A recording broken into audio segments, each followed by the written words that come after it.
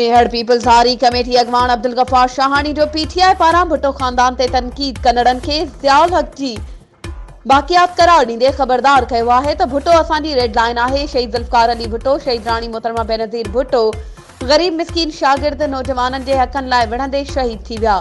उन्हनि जो क़त्ल ज़ियाउल हक़ ऐं उन जी बाक़ियात कयो। हुन वधीक चयो त तव्हां असांजे चूंडियल नुमाइंदनि ते तनकीद करे सघो था, कमियूं कोताहियूं आहिनि, पर मेहर जी अवाम काल बि असां सां हुई, अॼु बि आहे, सुभाणे बे हूंदी। पीपल्स पार्टी सिंध जे लखे माण्हुनि खे रोज़गार ॾिनो आहे, जॾहिं त पीपी नुमाइंदनि खे गोलियूं हणण जूं धमकियूं ॾींदड़ ज़ियाउल हक़ जी बाक़ियात आहिनि। उन्हनि जो कमु आहे गोलियूं हलाइण, असांजो कमु आहे गोलियूं खाइण। असां शहीदनि जी पार्टी जा कारकुन आहियूं, असांजा सीना छलनी करे छॾियो, असां भुट्टो अज़म खे छॾे नथा सघूं। भुट्टो जो नज़रियो काल बि ज़िंदा हुयो, अॼु बि ज़िंदा आहे ऐं सुभाणे बि ज़िंदा रहंदो।